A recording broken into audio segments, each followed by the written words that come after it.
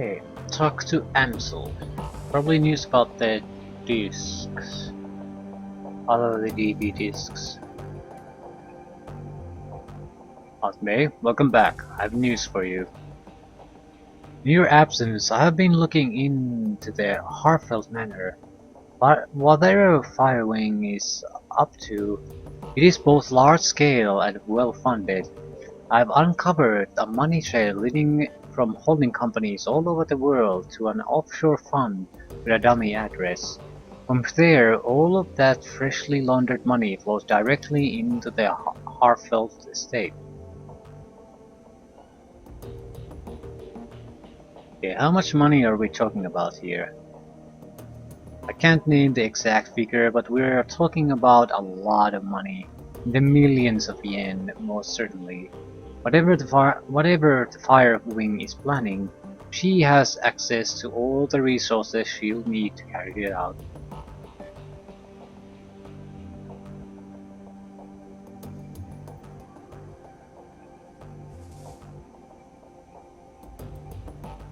But Firewing was different. She didn't scheme or plot, she acted. Yes, and look at where it got her. When the Firewing launched her attack on humanity, it was an act of hubris. She lashed out because she didn't consider our species to be a threat. It would be equally hubristic for us to assume that she will make the same mistake twice. I will continue digging into this while you and the team tackles your next run. With luck, I will have more information to share upon your return. One last thing, Aunt May. Malit was able to restore the readable surface of one of the Green Winters DVDs. If you'd like to take a look, you will find it sitting beside the player. I'll check it out. Very good. Malit is still working on the other DVDs from the bundle. Many of them are extensively damaged, and getting anything of them is proving to be quite a chore. She told me that she'd be in touch if and when she makes any headway. Yeah, thanks, Paul.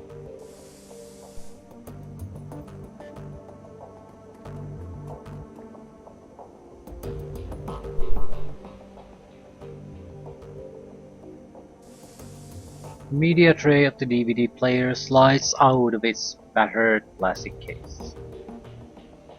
Okay, load the second DVD. Ah, million tracks again. Okay. This is 2054, 1111. Alright, as I said in my last recording, I've been having trouble finding hard facts on Firewing, so I thought I'd open things up a bit. Let's see what the rumor mill has to say. The screen jumps and Winters appears in a different location. He's now clutching a mug of soy calf in both hands. There are bags under his eyes. Well, that was enlightening, assuming that any of it was true, that is. So, for the past 5 hours, I've been poking around some of the crazier fringe theories related to dragons and the SOX. As a reminder, the SOX is an irradiated wasteland between France and Germany. It got zoned off back in 2008 after the Catanum Cow reactor meltdown. Anyway, there are all kinds of rumors floating around about that place. I've heard stories about walled city in there that operates on a survival of the fittest, kill or be killed basis, sort of like a nightmare inversion of Berlin. All of the anarchy but none of the stability of the F-state provides. The radiation poisoning, cancer and mana pollution are just the icing on the cake. So when Adrian helped the Luftwaffe shoot the Firewing down, she crashed into the SOX. That much is well known. What isn't as well known are all the modern day myths that have arisen about her since, and tonight I've heard an earful. I chatted up a girl who claimed to be a ghost rat. That's a smuggler that operates in the SOX. She's told me about a dragon cult called the Disciples of the Cleaning Fire. A Apparently, these cultists worship some sort of radioactive ghost dragon. Could be Firewing, or it could be nothing. It's worth digging into all the same. Another thing that my little ghost rat told me, the popular rumor in the SOX is that Firewing's astral form was, I guess you'd say, mutated by all of that background radiation. Some of the glowpunks out there say that she's shed her body like an old coat. Others say that she's trapped, doomed to languish as an intangible radioactive ghost. I don't know how much credence to give any of this. After all, I don't have any proof that my ghost rat is even a ghost rat. She might be, but then she could also be run-of-the-mill glowpunk. Or maybe she's just yanking my chain and she's never been into the SOX at all. Who knows? Well, it's food for thought anyway. I don't know whether the thought of some radioactive ghost dragon thing is any scarier than a genuine dragon is, but it's interesting all the same. Now the big question is, will any of this get me any closer to finding Adrian? I'm gonna go out on a limb and say no, but you never can tell. Okay, this is 2054, 11, 12. Alright, let's continue thinking outside the box. After the Dragonfall, the great dragon Kalstein came flying into the SOX to rescue Firewing. He was driven off, some say killed, by Lothver and Nibelhair. So, what if there's another dragon involved in all of this? Winters grabs a thick leather-bound tome from a shelf behind him, picks a finger and begins to leaf through it. Alright, so let's run down the list of major dragons that could be helping her. First, there's the Golden Worm, Lothver, CEO of the cider crop, and quite possibly the single most dangerous being on Earth. Lothver's a local boy, so he'd be in a position to help Firewing. He certainly has the financial capability to help her. He could send a small army into SOX if he wanted to. So he's definitely got the means, but I can't see how he'd have the motive. He actively prevented the Firewing's rescue back in 2012. After all, same thing is true for Nibelhair. So let's cross both of them off the list. We've got Aiden, the Great Ceres. He's operating out of Turkey, by all accounts. He's not a fan of Lothver. They're actively competing for territory in the Middle East. So I suppose that could be a considered motive. Reviving Firewing might cause problems for the Golden Worm. But would he risk a war with Cider Group by straying onto Lothver's territory? Again, I don't think it's likely. He turns another page. The Cellular out in Wales, he's pretty heavily invested in Trans's Neuronet, so he's got the money, but he's too busy dealing with the BTL killer scandal that Francis is going through out in London to get his claws dirty in the SOX. Flip. Dunkelzahn out in the UCAS. He pauses, shakes his head, then he slams the tome shut. No, this is a waste of time. The more I think about it, the more convinced I am the Firewing is acting alone. Dragons don't cooperate unless they absolutely have to. After all, why bother making nice with your equals when you've got an entire planet full of pawns at your disposal? They don't need to work together, they have us to exploit. Winters leans forward and presses something off screen goes back. While this track does load, it's currently corrupted. The screen fills with a meaningless stream of text. Maybe it's not corrupted, but we just don't know the meaning. Shit. Can I go back? Shit.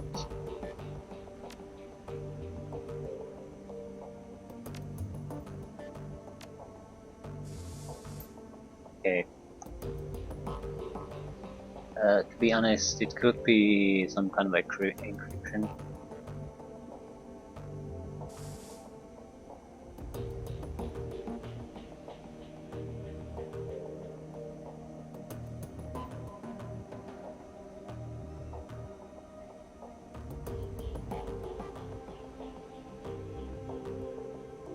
but it's other way we can't make heads of tails of it and, at the moment, so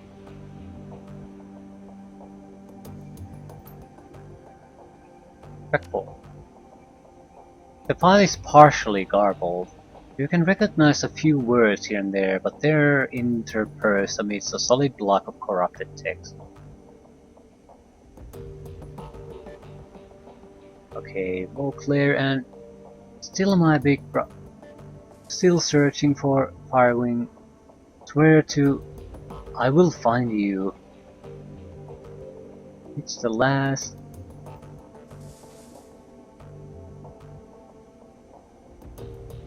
Swear to, yeah, new research. Don't know, yeah, not all that useful.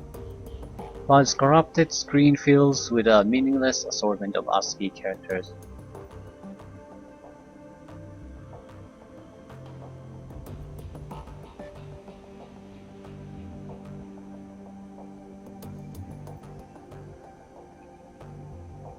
Not all of these are necessarily meaningless. The thing is, we would need something to... Okay, there's some... Maybe there's similarities with the others. I mean, there are other corrupted parts. Either way... Ooh. Screen goes black and the same digital chime that you heard on the Dragonfall DVD plays again. A crackle of static fills the air, followed by the same non-familiar electronic line. A few moments later, the display goes live. Beauclair looks haggard, his eyes are heavily bagged and bloodshot, and his hair is mussed. He holds a cigarette in his unsteady hand. Hermie, it's me. I can't sleep. I don't know where you are. Out having fun, no doubt? Maybe flirting with one of those unattainable beauties that you are always chasing. He tries to smile, but it quickly disappears. He takes a drag on his cigarette. That's good. I want you to live a pleasant, normal life. After all, one of us should. Beauclair rubs his eyes. I can still smell the smoke, Hermie. It's almost a year later and I can still taste the stench of burning corpses. When I sleep, I can hear the sirens and the screams. There is no sound in this world as horrible as a burn victim screams. The doctors would call this PTSD, I'm sure. And post-traumatic stress syndrome or whatever.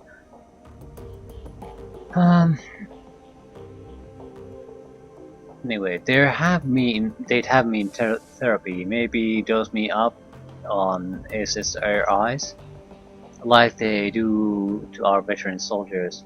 He chuckles, then takes another drag. Quite a story for the tabloids. The great dragon slayer Adrian Beauclair, mentally incapable of wrestling with his own made demons. He shakes his head. No therapy for me, and certainly no medication. I have a reputation to live up to, however poorly deserved it is, however little I want it. He pauses, sups out the cigarette. The dragon is still alive, Hermie, of that I'm certain. One day I will find her, and then, perhaps, I'll be able to sleep through the night.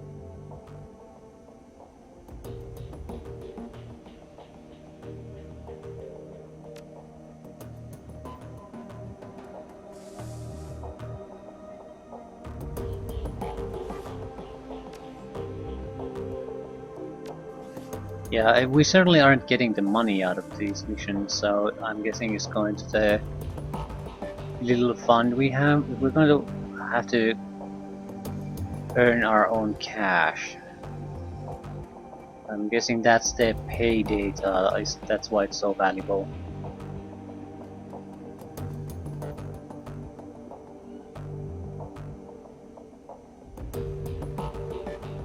Because that goes directly to our own pocket. Okay, as you approach, Iger turns to face you. Her rifle has been peel-stripped.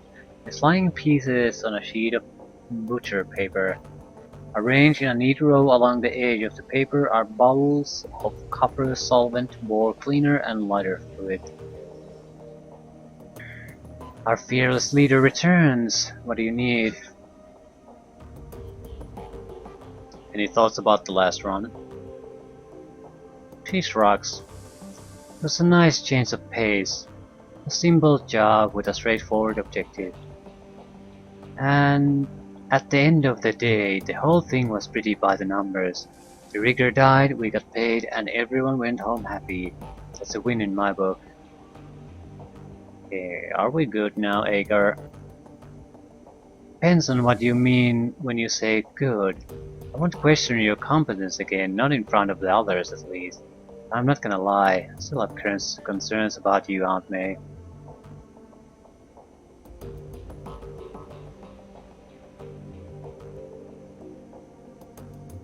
Yeah, feelings mutual. Peanuts. That's fair. I've given you a reason to be concerned. In fact, it would be foolish of you not to be. For what it's worth, you have no reason to worry about my professionalism. My job is to support you and the rest of this team, and that's exactly what I'm gonna do. As long as you hold up your end, everything should work out just fine. So, was there something else that you wanted to talk about, or can I get back to cleaning my rifle? You said you had concerns about me. I'd like you to voice them. She shrugs. Alright, if that's what you want. You're green, Aunt May. Too green to lead this team. That's my professional assessment, and yeah, I'm concerned about the situation. You can alleviate those concerns by doing your job and doing it well. The only thing that'll fix it this time. I'm not gonna let history repeat itself, Aunt May. That won't happen on my watch.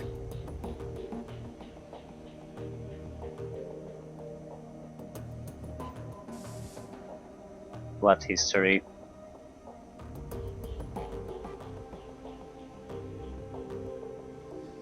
Let's just say that I've had bad luck with unexperienced teammates, and leave it at that. So was there something else? Okay, I'd like to hear about your time in the KSK. She shakes her head. No, I'm not in the habit of sharing war stories, Aunt May. Not with people who've never served.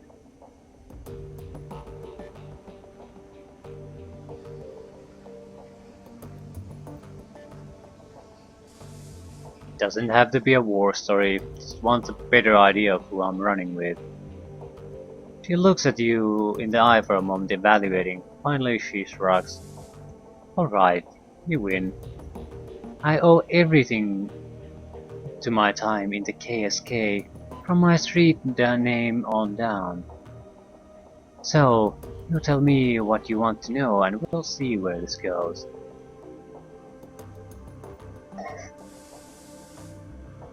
Who was in command? Metzger, best leader I've ever had the pleasure of serving under. Her face clouds. He was a hell of a man. But he went down with the rest of the team. Everyone but me. So tell me about your team. Fair enough, I guess that you've earned it. There were 8 of us, 2 commando squads working together as a single unit. Schmidt and Lang were combat techers, Wolf was our rigger and combat engineer, Fisher handled demolitions, Brown was a medic, and the rest of us, Metzger, Kruger and myself, were weapons experts. Our mission was extraterritorial, technically illegal, but important enough to justify the risk. We'd been sent across the border into Poland. The Russian mafia had set up a cottage industry in human trafficking all along the Oder-Neisse line, and it was our job to disrupt it.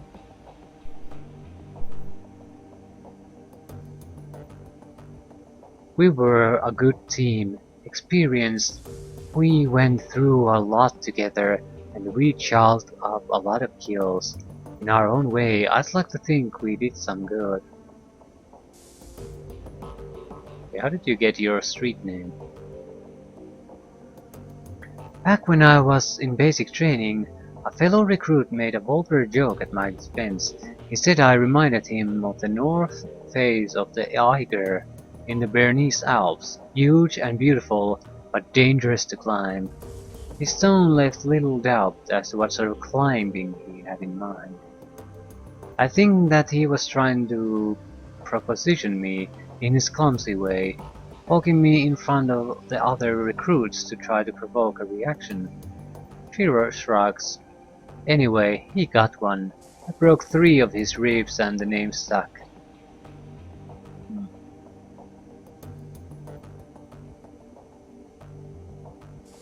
Remind me not to proposition you.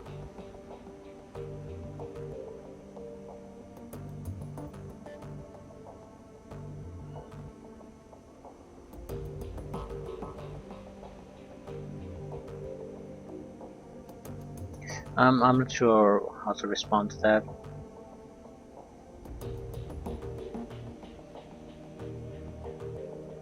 Yep, I think you overreacted. She shakes her head at you. That's about how I expected you to respond, but it's disappointing all the same. I didn't overreact fiercely there. What I did was necessary. That's true, whether you can see it or not.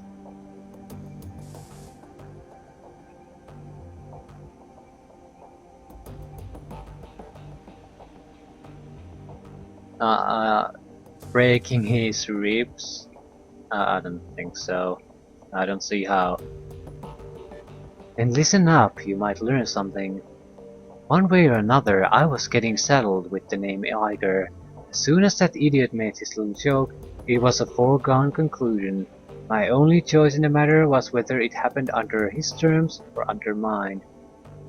If I hadn't broken that witch's ribs, the name Eiger would have meant a difficult sexual conquest to a whole barrack full of recruits, and that I would have been to them from that point on. Thanks to what I did, my new name meant the troll who doesn't take shit from anyone instead. Yeah, I get that she had to do a reaction, but there's a difference between it was necessary to punch someone in the face and it was necessary to take up a pipe and cave in his entire skull. You can have sort of the same line of response without going too far. There was no point in breaking his ribs. There was a necessity to take the action. But you can beat the shit out of a person without actually causing severe permanent damage or breaking his limbs. And as a soldier, she more than anything should have known that. Especially goddamn ribs. That's you can't do shit with broken ribs. I mean, better to just broke his jaw or arm or something.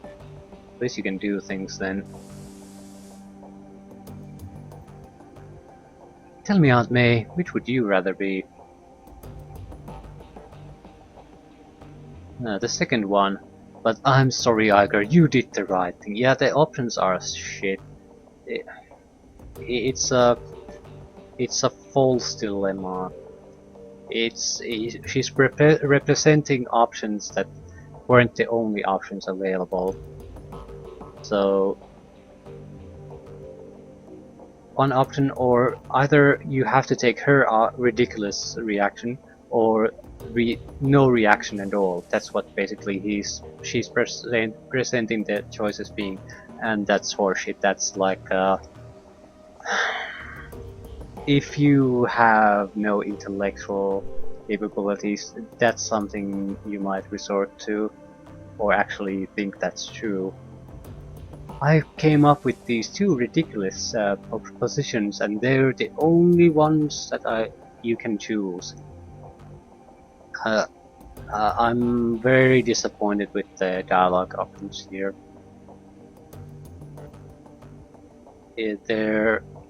I wouldn't mind these options if you were stupid, but your character, I mean. But you have to see the obvious logical fallacy of that kind of thinking. It's not like it requires you to be some kind of a goddamn genius. Anyone can immediately see it. It's just blatantly obvious, so why can't I point it out?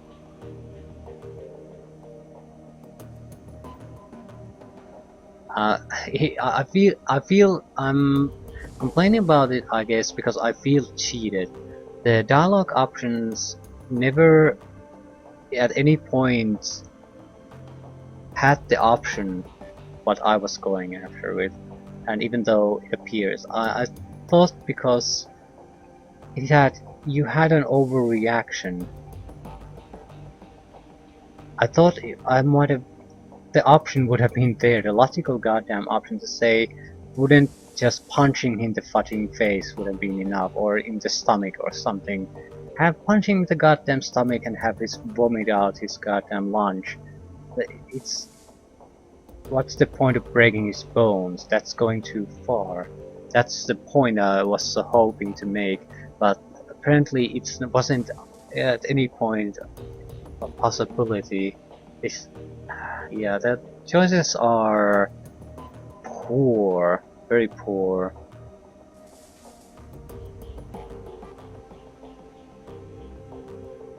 Well,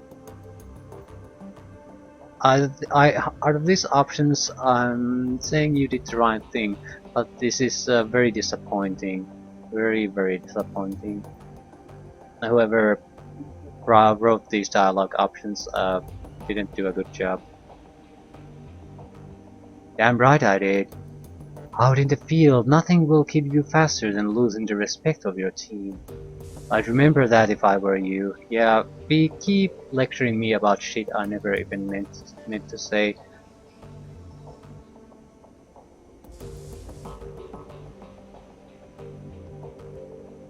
You know, by that logic, I should have broken your lips after Monica died.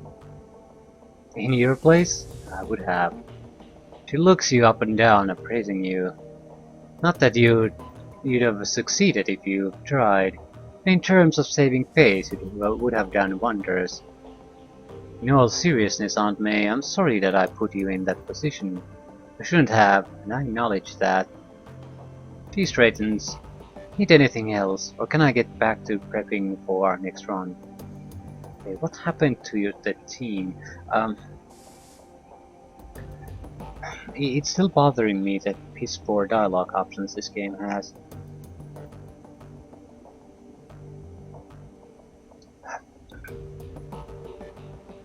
Hmm. Because I'm forced into a position again where I have to guess what the game designer is going for after with the options instead of trying to play a character.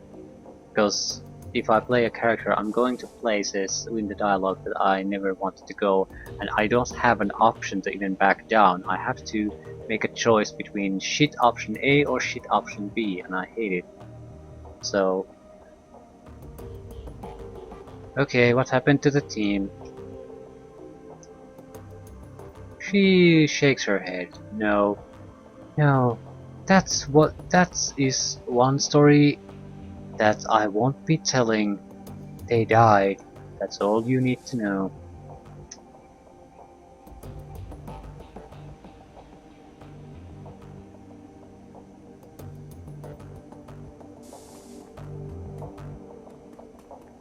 Well, on the other hand, it makes you appreciate certain types of RPGs. Even when I sort of complain about Bioware RPGs, the dialogue and character interaction is good, but I think I sometimes complain about the lack of options. At least, or how they're very simplistic. At least usually they sort of make sense. You don't have those obvious lapses in logical thinking of your character all that much. But this clearly just stuck out for me as totally incompetent.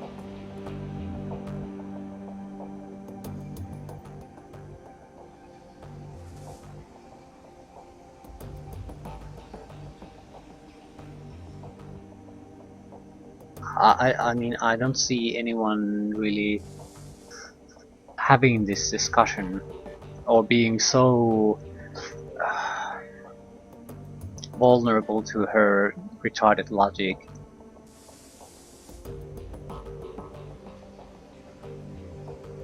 That wouldn't convince anyone on any goddamn forum, so, or any discussion. So I just seem too weak that I have to go with what the designer had in mind instead of seeing the obvious flaw in her thinking and pointing that out. Or offering an alternative that maybe she hadn't thought of. Or challenging her to justify why re-breaking was the necessary line that she needed to cross versus just beating the guy a little bit.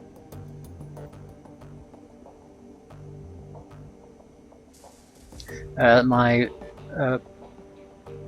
guess would be basically that since it doesn't matter one way or another, so they didn't really give a shit. I mean, whatever you choose, it doesn't really matter. It's just a conversation.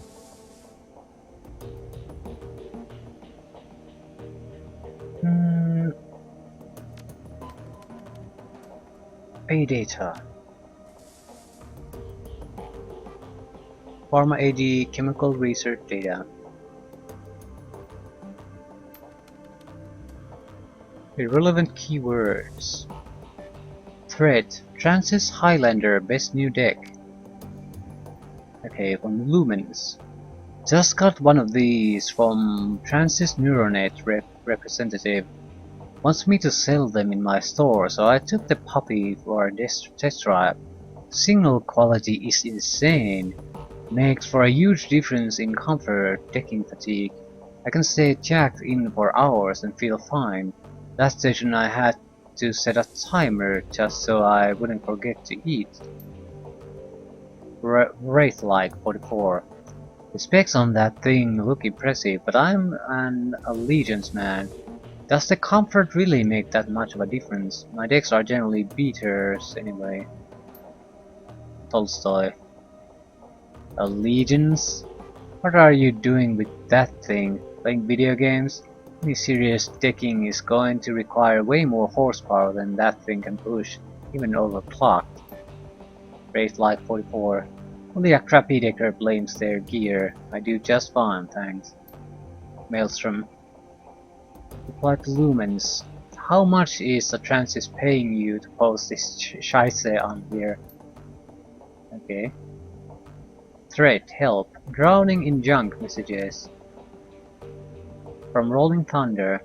Boy chummers, I could use your help. Every time I jack into the Makedook these days, I'm flooded with junk mails. There's so much of it, I can't even see. Anyone help me?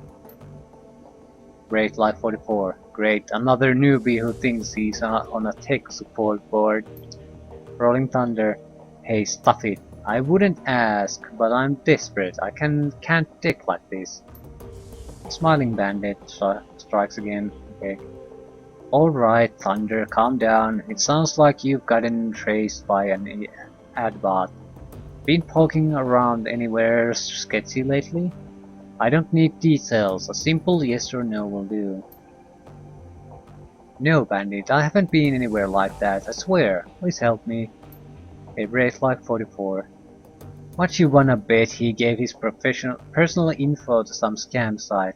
I'll give you 10 to 1 odds. Rolling Thunder. No, don't think so. I don't think so. All I've done was make an online dating profile. The Smiling Bandit. Let me guess. Meet and mate. How did you guess? Ah, Race 44. That's not a real dating site, Thunder. It's a place where desperate people go to get infected with malware. What do I do? How do I make it stop? I don't know. Buy a new deck. Best of luck. Yeah. To be honest, I think they were way too helpful for normal forum users.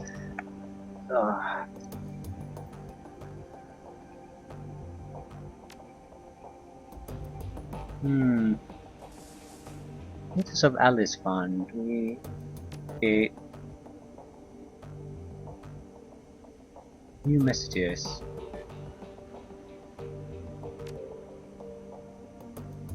Okay.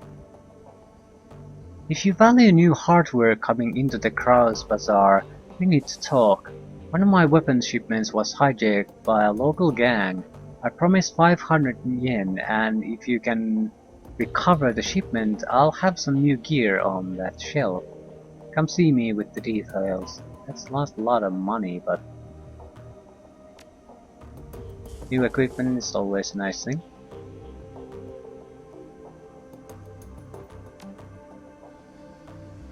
Claim payment for pharma cleanup job. You submit the job at finished and wait your client's response. A few minutes later, a message popped out on the screen. Excellent job, Aunt May. You are a credit to your profession and I would not hesitate to hire you again. Your fee will be transferred to your account immediately. A moment later, a second message pops into your inbox. Your payment details.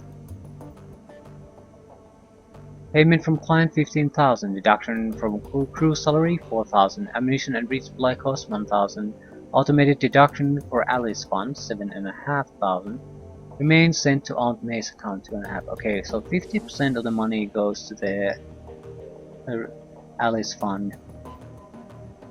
Okay, that's good. I just wanted some kind of an idea to know what we're getting. So we're getting about 1/6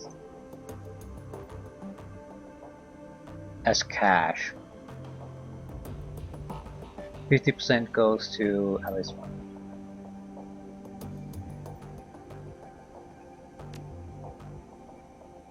Pending. Mark 6 prototype extraction. Aunt May, here you will find the complete transcript of my conversation with her Smith, a potential client. As you will see, the details of the job are a bit more vague than I would like. The payout is quite substantial. After reading the transcript, you may choose whether or not to accept the job. If you respond in an affirmative, your client will be notified and I will make all the necessary preparations for the run. One other thing, Herr Schmidt provided me with a device to assist you on the run. He calls it a little black box. Apparently, it can be used to compromise the power and security systems of the run site. If you opt to take the job, be sure to take it with you.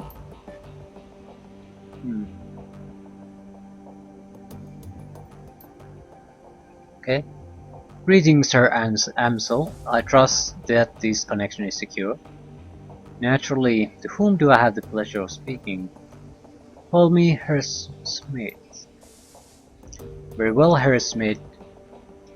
You have some business for me. Indeed, I have a job for your team. A simple matter. Judging by what I've heard of your team, I imagine they will be well suited to the task. Go on. I'm sort of expecting actually that the site where we botched our failed mission and got our leader killed, they'll actually try to hire us to do something, and we're going to basically walk into a trap at some point.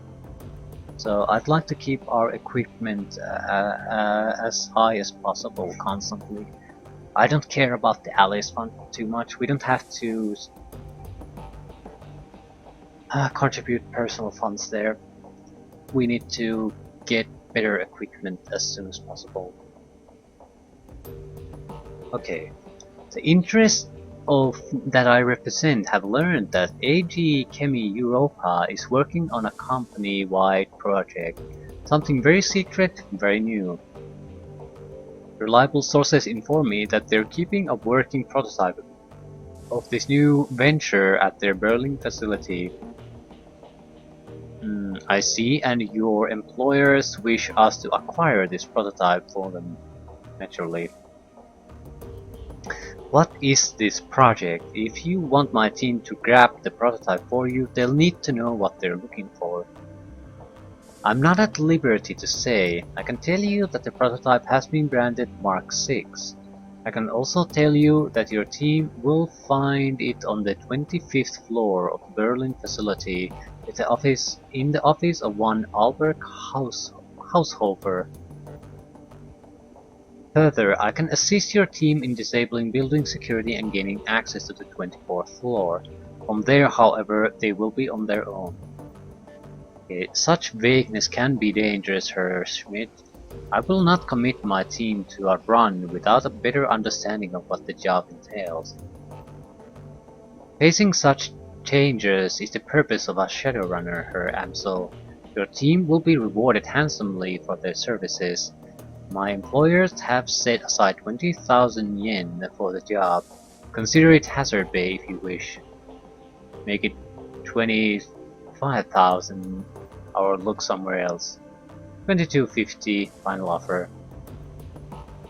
Very well, I will pass your offer on to my team.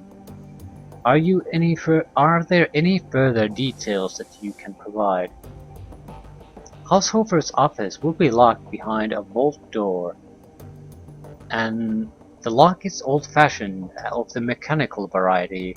I will provide your team with a copy of the key. I will also supply you with a little black box, a solid-state device that your team can use to override a variety of building subsystems. Your team will enter through the facility's underground garage. When your team has acquired the Mark 6, have them exit through the same garage. I will have a van there waiting to extract them. Thank you, Herr Smith. I will pass your offer to my team. Good day, Herr Amsel. Okay, decline for now. I'm going to... fudge it on. Take it.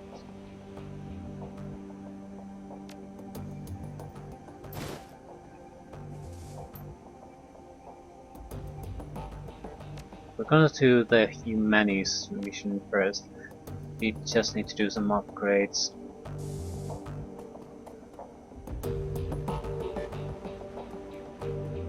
To talk to her. For the first time since you met her, Glory's expression seems to brighten. It's subtle, but it's there, I'm sure of it. Aunt May, a pleasure as always. Need anything from me?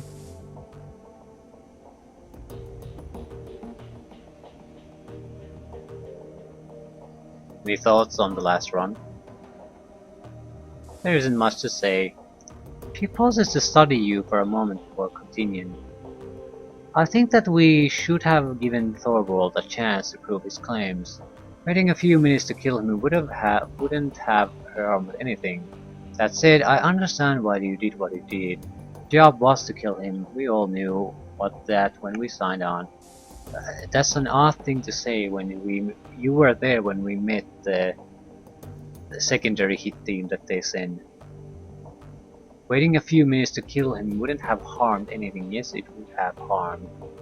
Would have basically they would have known that we didn't complete the mission as we promised, and would have been forced to fight against another hit team. And for all I know, since the game sometimes doesn't allow you to change your mind later, maybe that wasn't even an option. For the base at the start of the game, for example, I thought I'd ignore it until we basically triggered some kind of alarm or security response, and once we did and I went back to it, it was no longer possible to take the base. So I dislike that, because there's no logical reason why I couldn't at that point just break the glass and take the base. Especially since if I could have moved forward a little bit, the option would have been denied to me anyway by the locking of the door there. So there was no reason to tie my hands on my character at that point anymore.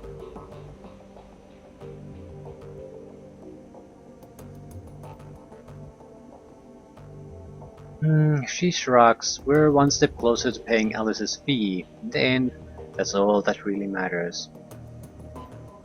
Yeah, if I didn't know any better, I'd think you were warming up to me. She studies your face for a moment before responding. I suppose that you might say that.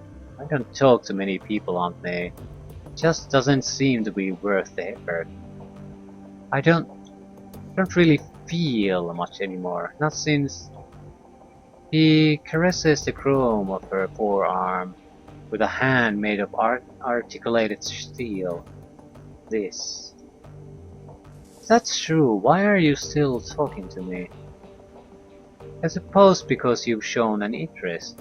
Because you haven't let me push you away. She locks eyes with you. Her expression is blank. I don't want to mislead you, Aunt May. I still don't feel anything. Not warmth or friendship or even trust. But I can appreciate the effort you're making. It's something new and it's worthy of exploring. I'm guessing this is sort of what happens when you get too much cybernetic implants. At some point, you really cross the line where you stop being human. You are basically a machine.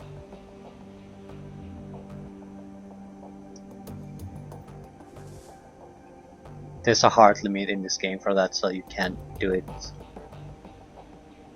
But you can go to the edge.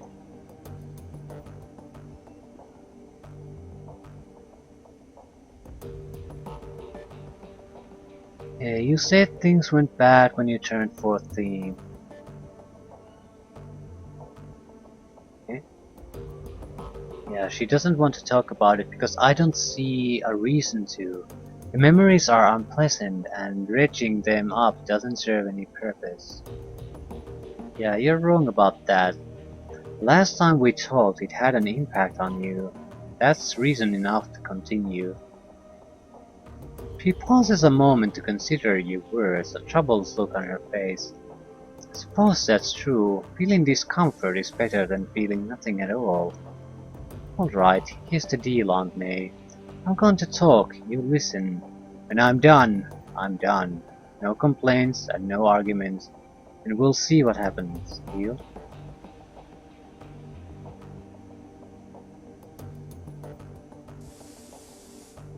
Deal.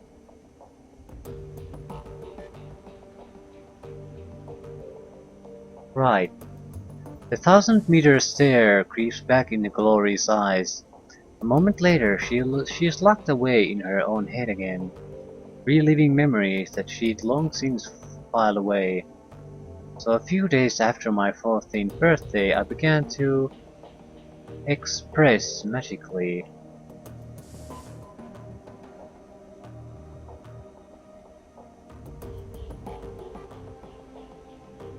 Go on. There's another long pause and Glory becomes more animated. Anyway, I turned 14. I awakened. I don't even remember how my parents found out about it anymore. I think that my dad caught me playing with a tiny city spirit that I coaxed out of a pile of garbage. Something like that. But everything that happened afterwards, those days are kind of a blur. What I do remember is my father's response to the revelation that his little girl was a witch, a hexe. He beat the living shit out of me with his fists, and then his belt, and then a claw hammer that he grabbed out of his toolbox. All the while my mother was screaming and flailing at him. She took a couple of licks with the hammer too.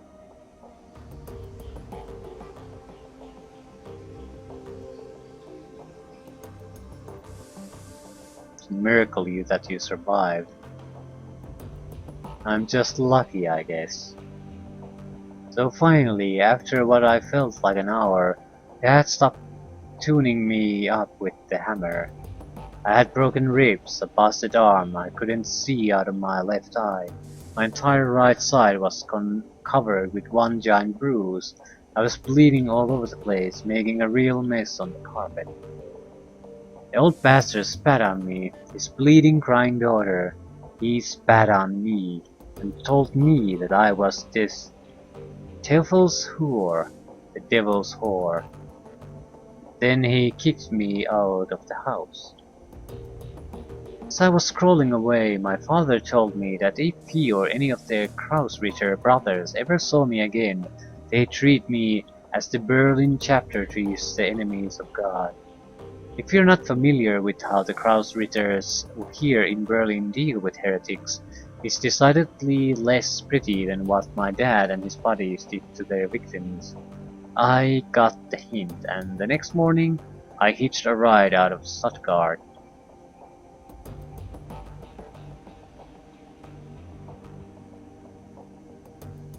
You were a human girl, presumably with an ID. Why didn't you go to a hospital? Oh, I did, but not in Stuttgart. If I went to a local hospital with the kind of injuries that Dad gave me, there'd be questions, and I couldn't afford to stay in town any longer than I had to. Even if my dad wound up getting arrested for beating me, the rest of the local Kraus-Ritters would have found me, and I'd have wound up skinned alive and thrown into the Neckar. I wound up in Tübingen. I figured it would be a safe enough place to find medical attention, maybe to call home. It's not far from Stuttgart, but it has a huge student community that I figured I could blend into, and the university there has a decent magic department. My ride dropped me off at the university hospital, and they patched me up pretty good. Had some questions for me about how I got so beaten up, but I lied and told them that I'd been mugged, which played nicely into my complete lack of cash, credit, and identification. Glory pauses for a moment and looks down at the floor, and fixes her eyes on you.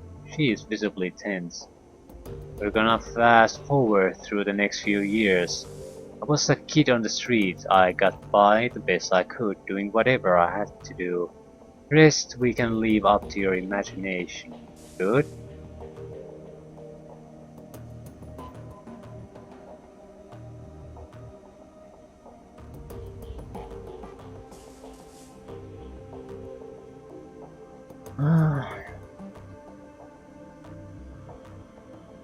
Hmm. Yeah, good. Good. Glory's clenched jaw relaxes somewhat, and the tension drains out of her shoulders. Thanks. So, anyway, I lived on the streets for a few years. Got used to being hungry all the time. Got used to getting rained on. Got by. I was painfully aware that I had magical talents, but without any kind of training or guidance, I didn't really know how to use or develop them. Truth be told, they scared me, so I more or less ignored them. So it just sort of went like that until a few days after my 17th birthday. Then I met Marta, and everything changed. Marta was a sweet girl. At first I took her for a street kid like me. Her clothes were very ratty and she seemed comfortable being near me. But she also looked well fed and happy. And those were two things that I hadn't been in years. We started hanging out, and before I knew what was happening, I was in love. There was a genuine attraction between Marta and me, I think. But I also think that a lot of my affection for her came from the fact she was the first person in years to give a damn about me. She cared, and I loved her for that. Hillary pauses. She looks flustered, her composure cracked. Yeah, keep going. She stares at you for a bit, then nods. A few ragged breaths later, she continues. Marta told me about the place where she'd been hanging out. She invited me to join her there. It was called Fuhrstalle, or the fireplace, and it was sort of a commune of dispossessed youth. It turns out that a lot of the street kids I'd known over the years had moved there.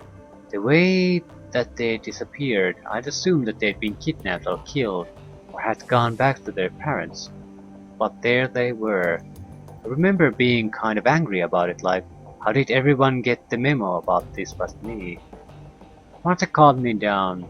She was good at helping me work through my feelings, and I wound up following her to Fuhrstalle. To a street kid it was basically paradise.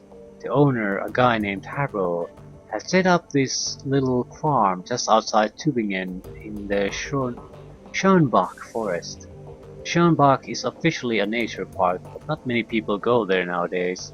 Too much fear of paranormal animals, I guess. Anyway, park or not, it was plenty big enough for us to hide in. It was also safe and pretty, and the farm was well stocked with food.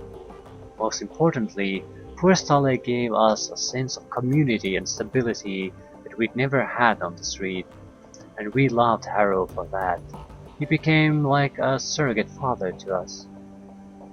Lori pauses again, and you recognize the distinctive flush in her cheeks. She seems to have come out of her reverie once again. That's enough for now. Need to process all of this, and I don't want to continue forward until I've had the chance to do that. I know this all happened years ago, but I guess it's still pretty raw to me. So I'm gonna ask you to give me some space for a while. She turns away and the frost begins to creep back into her voice. We can pick it up later.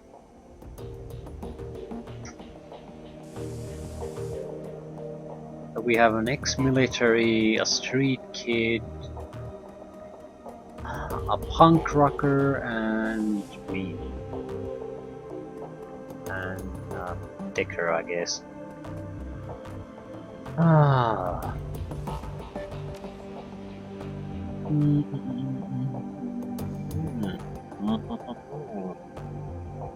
Okay, we have karma, we have money.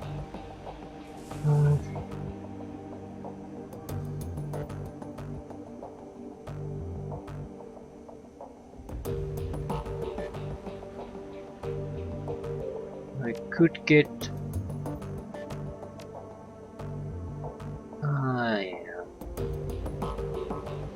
Not sure what I should get. Maybe a little bit more charisma. I mean, basically one point, but still.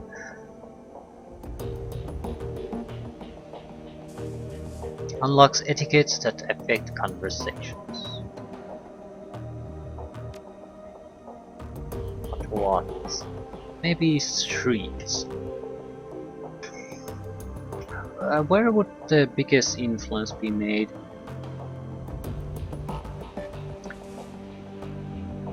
Last time I had a Shadowrunner. Oh, maybe I should pick that one too.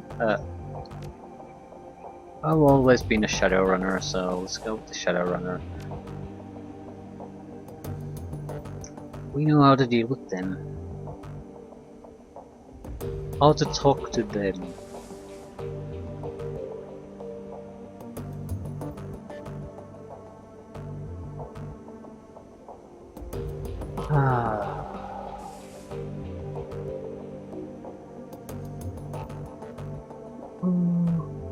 What the hell do I take?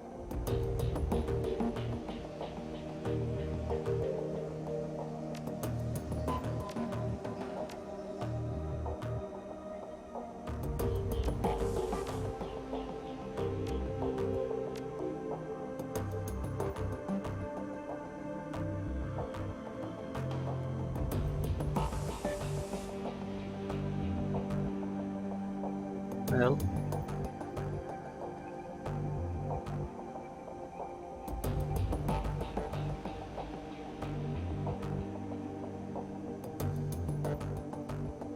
we are going to need more drone control and more drone combat. ISP control.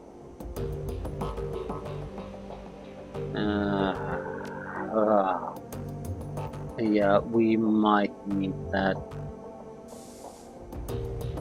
Not sure we do though.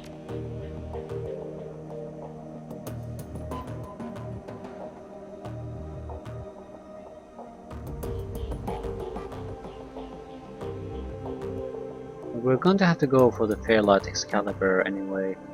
Do we need decking now or do we need combat now? +2 armor. Yeah, we're going for the drone control 6. Having drone combat 6, it opens up improves them a lot because you get the extra action points on them. So I'm thinking of going for that now. Once we get that, we can stay at that level for quite a while. Anyway, we should have minor things to do in the city before actually accepting any major quests. I think we'll have to do those purchases.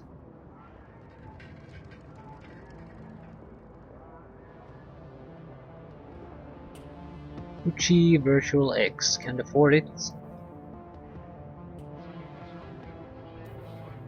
It's not. Yeah, it's not that much better than the Renraku Craftwork. So that might be a thing I'll bypass. It's better, but the difference isn't massive. I think we might be able to keep going on with the Renraku Craftwork until we get the Fairlight Excalibur.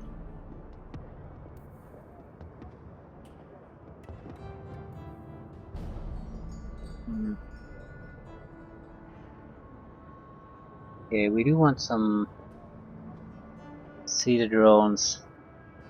Class A. Sundowner. Support. This classic hover drone can support the team with both medkits and concussion grenades. Steel Lynx offers ground-based firepower. It's like having another runner on the team.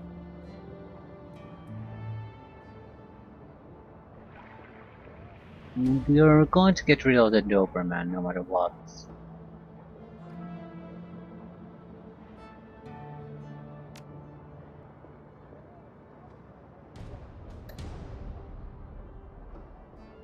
It's fine, but it's not exactly great anyway. So, do we want a support or assault?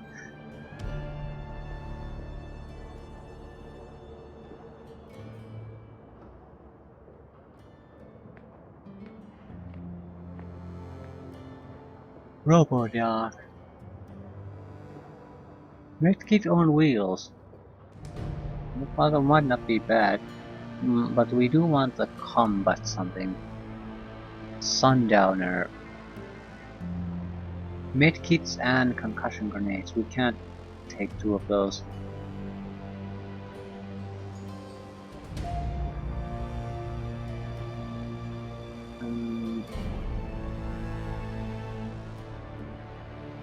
Might be better off with a Robo-Doctor. Maybe someone spamming concussion grenades.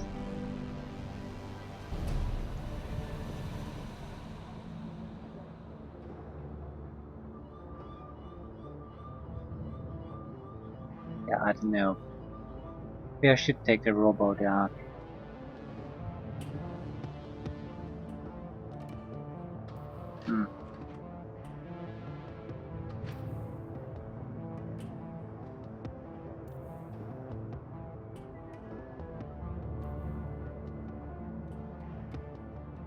But Sundowner, I think does the same thing, plus has concussion grenades.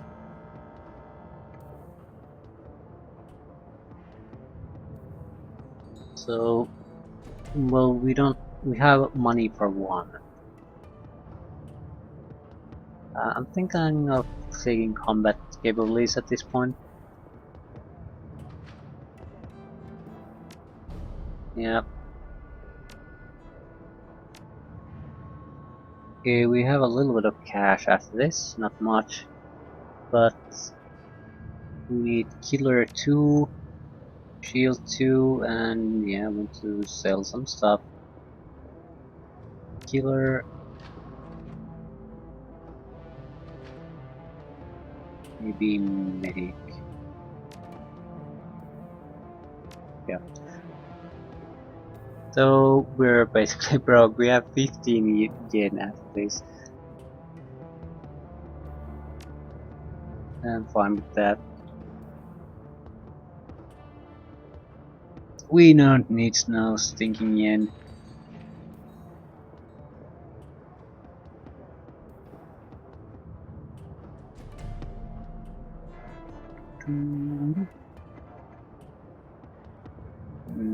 Yeah, that's fine.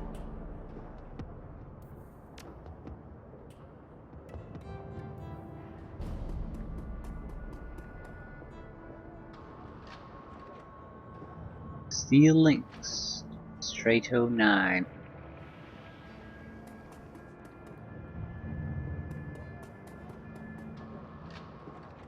Kami brightens up as you approach her, grinning widely.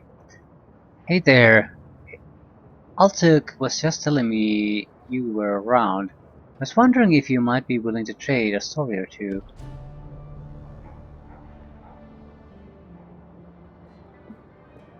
What are you looking exactly?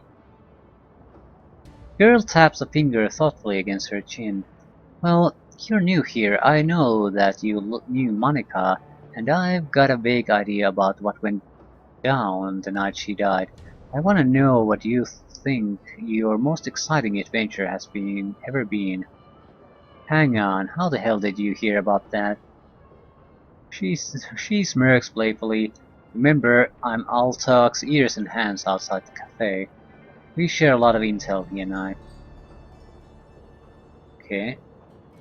So what's the story between you two then? She glances away briefly before returning her gaze to you. I suppose I can tell you. If the Monica thing was a secret of yours, it's only fair I share one of my own. I never really went to school, pretty much been a street kid as long as I can remember. There was so much to learn from people outside the school that I never really bothered. Makes it difficult to get a job, so as all good street kids do, I chose a place to haunt with my friends and always hung out here.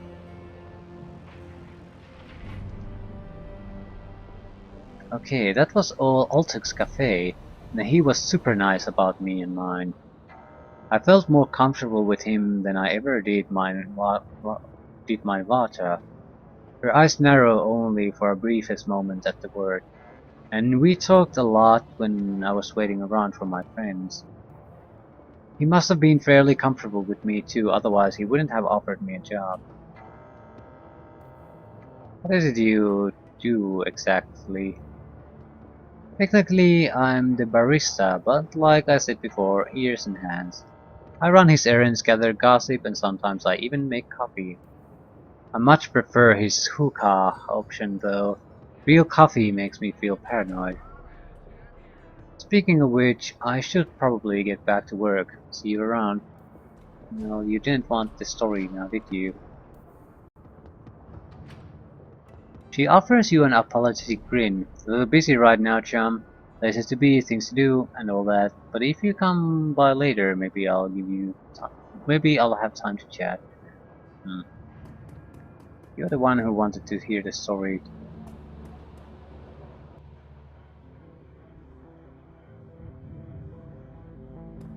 Luca Duer.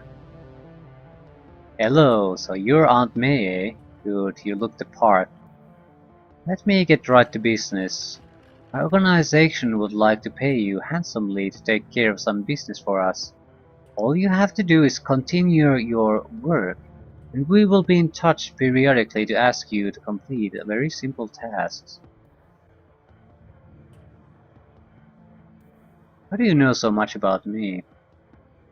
My organization knows everything worth knowing in Germany, including this small pond that is Berlin. It is in our best interest, however, to remain unknown. This much is all that I will tell you. Hmm,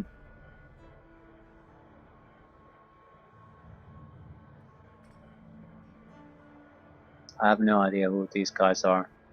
Maybe it was an option to ask at some point, but I missed that. So I mean, at least if the jobs are something I'm unwilling to do, I'll just won't do them. Good, don't worry, I'll be in touch. When I contact you with a new task, you can still take it or leave it. If you take it, return here and I'll pay you a fair sum for your services. If you leave it, my organization will be quite unhappy. I would advise compliance, but there is always some margin for extenuating circumstances.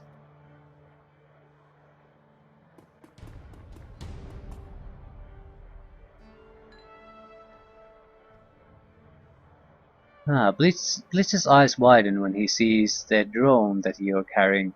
He looks anxious. Hey Chief, how's it going? Yeah, I found this drone in that hotel vault. Does it belong to you? Yeah, Chief, that's mine. I didn't want to say anything at the time, since it was my idea to have you loot the vault in the first place. Yeah. What was it doing in there? It's my personal drone. Good to have something to hide behind when you're on a solo decking run, you know? Except that you can't use your drones when you're decking. Luster took it from me when she seized control of the Schwarzer Herden. I had been hoping to get it back ever since. And I've got to say, Chief, it hurt me to see her all banged up to hell like she was. Looked like Luster had a few of her goons take turns on my baby with a baseball bat. But it looks like you got her up and running again. How do you manage that? Malit fixed your drone. She says that it won't listen to anyone but you, though. Score. So, can I have it back? Sure, it's no use to me anyway.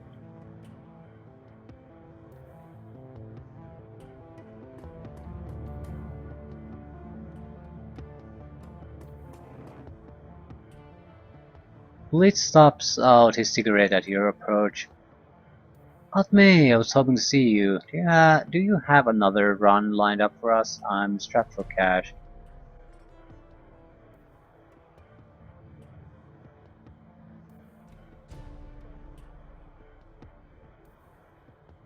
Why the hell are you strapped for cash? With the amount of work we've been doing, you should be rolling in yen. What can I say, Chief? He tries he tries on a thoroughly unconvincing smile, but immediately seems to think better of it. The anxious look returns to his face. I have expensive tastes.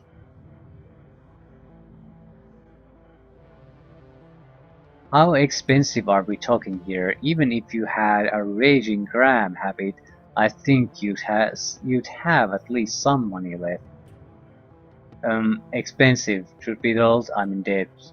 Okay, who? He hesitates before responding. When he does, his voice carries an edge of annoyance. No offense, but this is getting a little too personal, Chief. My debts are none of your concern.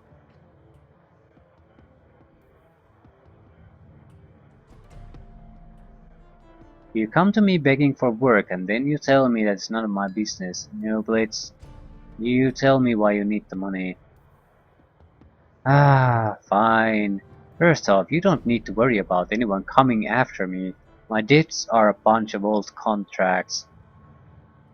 If I don't pay him, I'm gonna lose him, and in this line of work, it isn't much to burn bridges. Second, before you ask, those debts are for services rendered. I was in a tight spot, I needed some help, and I threw around a lot of IOUs to get it. Third, and finally, the trouble I was in involved a girl. I'll tell you about it if you ask me to, but we're verging deep into personal feelings territory.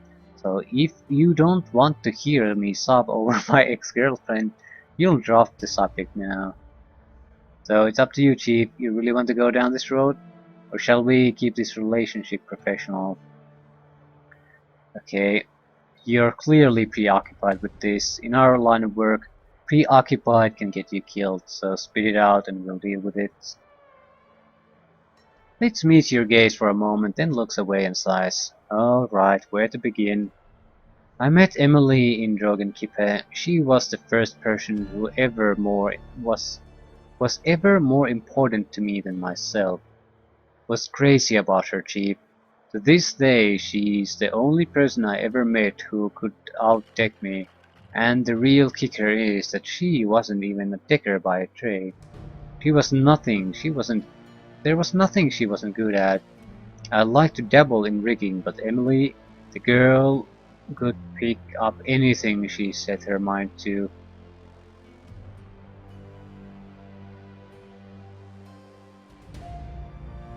Yeah, sounds like a hell of a girl. She was. She made things right. No matter how stupid I was, no matter what I got myself into, she made it right. I don't think much of many people, Chief. Emotional attachments aren't really my thing. Love seems like a diluted word these days, so I won't waste it on Emily. Let's just say that she was important to me. And then I lost her. I didn't know what was happening. It came out of nowhere. One day, she was just gone, along with my most of my decking gear. The only explanation was a handwritten note on old-fashioned paper. Leave me alone.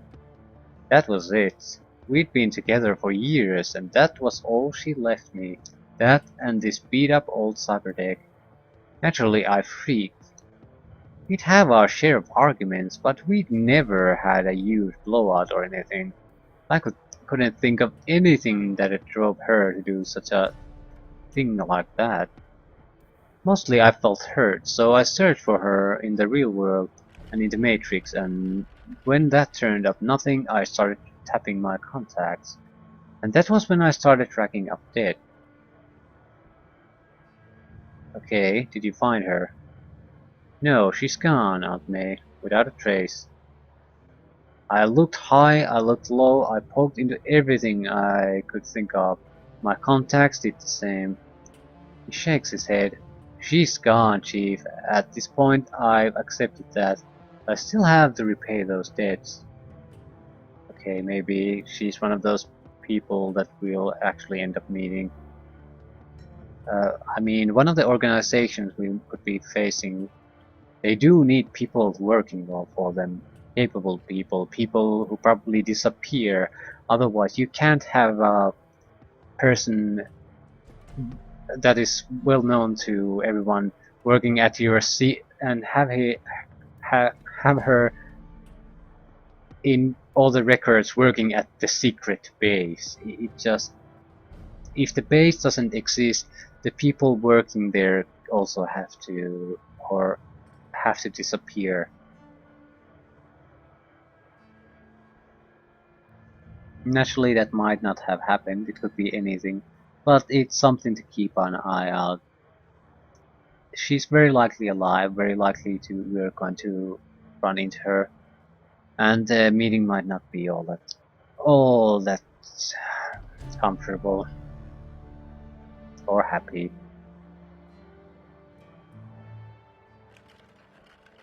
Yeah, I'm surprised that you've given up so easily. There must be some place you haven't looked.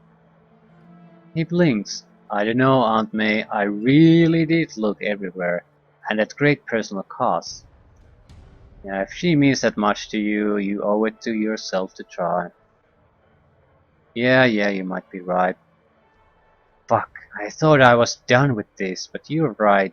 Without some kind of closure, I'm never going to be at peace with this. Thanks for the talk, Chief. I'll let you know how it goes. Yeah, you do that, Blitz. Good luck. Yeah, the end result doesn't really matter as long as there is a result. I'm told that you have been quite busy of late.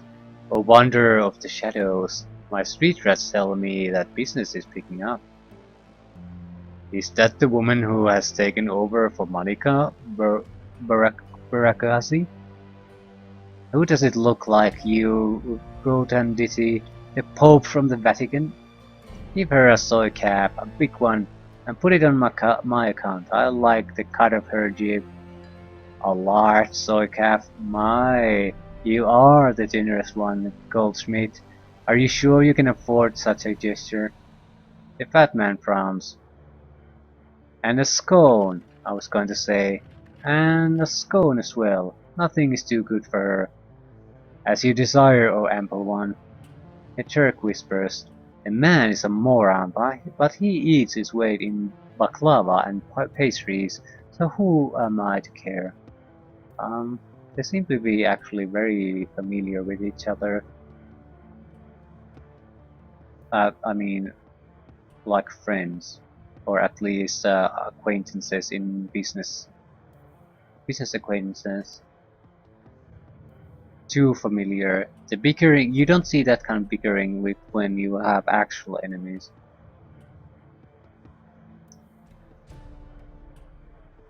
Now, what is it that we would like? Yeah. I can't afford to buy coffee. I'm not made out of money.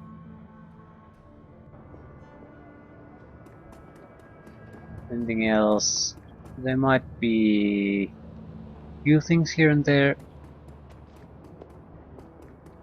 but yeah, we have 15 yen of money, so I think we are just trying to go after some work.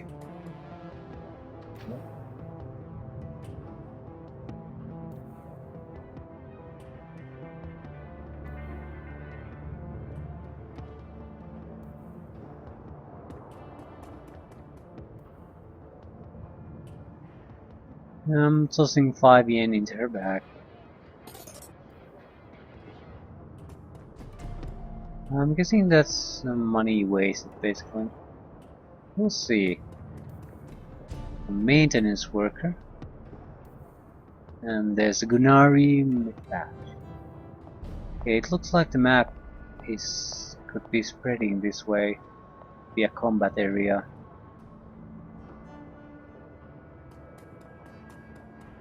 At least I can't see what's here.